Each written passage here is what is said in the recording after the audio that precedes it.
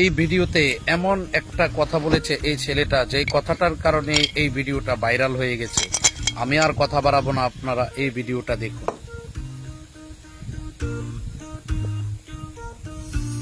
নাই পরীক্ষা শেষে তো স্কুল থেকে পিকনিকে যাবে, তুই কি যাবি?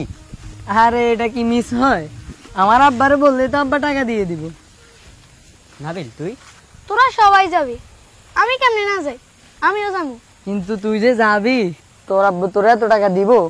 আব্বুর কাছে চাইবো না, আমি একটা মাটির ব্যাংক কিনছি, ওখানে টিফিনের টাকা জমাচ্ছি।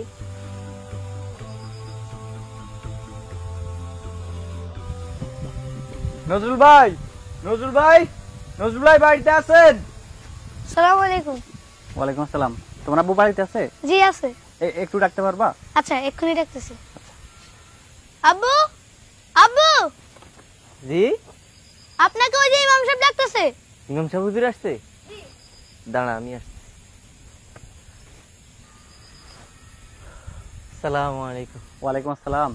নজরুল ভাই, আমাদের মসজিদের কাজ চলছে, তো আমরা পুরো এলাকার মানুষ থেকে কালেকশন করছি, সেই সুবাদে আপনার কাছে আসা আর কি, আপনি যদি কিছু শরীক হতেন। আসলে হুজুর, আমি গত 2 মাস থেকে বেকার।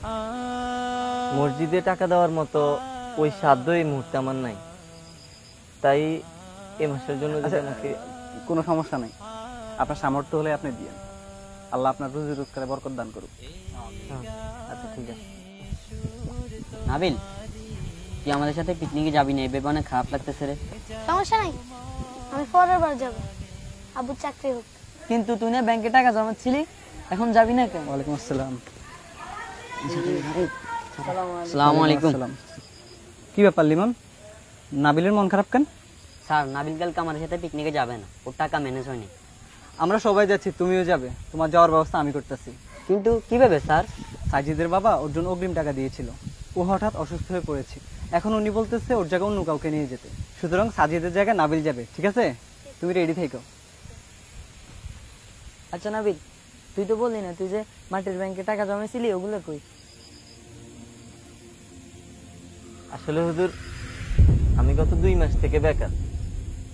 মসজিদে টাকা দেওয়ার মতো ওই সাধ্য এই মুহূর্তে আমার নাই, তাই এই মাসের জন্য যদি আমাকে কোনো সমস্যা নেই, আপনার সামর্থ্য হলে আপনি দিয়ে, আল্লাহ আপনার রুজি রোজগারে বরকত দান করুক।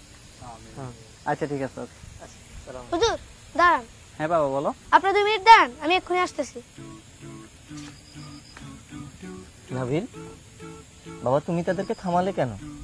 তুমি জানো না বাবার কাছে টাকা নেই? আমার কাছে কিছু জমানো টাকা আছে, আমি ওইগুলো এক্ষুনি নিয়ে আসতেছি।